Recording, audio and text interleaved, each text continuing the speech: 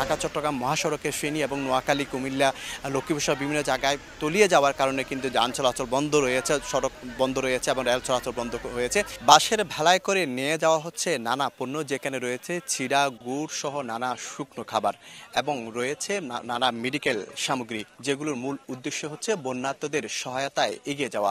চট্টগ্রাম থেকে বিভিন্ন, বিশেষ করে চট্টগ্রাম ফটিকছড়ি, হাটহাজারী, রাঙ্গুনিয়া, রৌজান সহ যে বিস্তীর্ণ এলাকা পানি নিচে তলিয়ে গেছে, সেখানে কিন্তু বিভিন্ন সংস্থার পক্ষ থেকে বিভিন্ন, বিশেষ করে যে কোটা সমন্বয়ক যারা আছে, সমন্বয়কের পক্ষ থেকে বিভিন্ন উপজেলায় তারা টিম গঠন করেছে। সেখানে কিন্তু সেই পণ্য সামগ্রীগুলো নিয়ে যাচ্ছে এবং মানুষের ঘরে ঘরে কিন্তু, মানুষের হাতে হাত রেখে কিন্তু মানুষের যে বন্যার্ত যে মানুষগুলো রয়েছে তাদের ঘরে সেই পণ্যগুলো পৌঁছে দেওয়া হচ্ছে। বেশি অতিরিক্ত পানির জন্য কিন্তু আমরা দূরত্ব জায়গা যাইতে পারি না, যেতটুকু যাইতে পারছি অতটুকু বিভিন্ন সময় যাহা কিছু পারছি তাহা নিয়ে পৌঁছাইছি। আমাদের পার্শ্ববর্তী হারুয়ালছড়ি, যেটা পূর্ব ফটিকছড়ি বলা হয়, ওখানে কিন্তু কোনো লোক যাওয়া হয় না এখনো।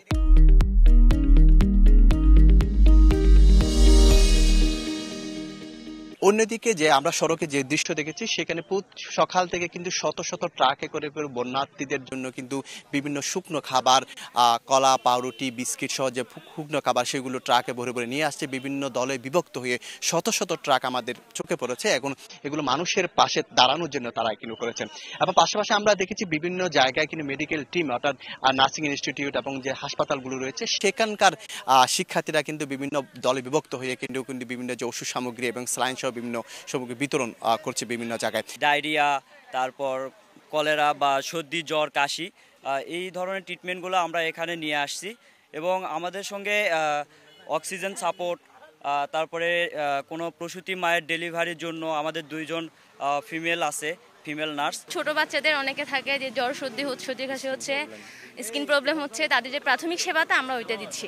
চট্টগ্রাম বন্দর থেকে কোনো ধরনের পণ্য বের হলে, ওঠানামা হলে কি সে কোনো পণ্য দেশে কোনো জায়গায় যেতে পারছে না। এতে করে ক্ষতির মুখে পড়ছেন ব্যবসায়ীরা এবং পণ্য যেতে না পারায় বড় ধরনের ক্ষতিতে হবে সেটি বলা যাচ্ছে। তো এই ছিল আমার কাছে চট্টগ্রামের থেকে সর্বশেষ তথ্য।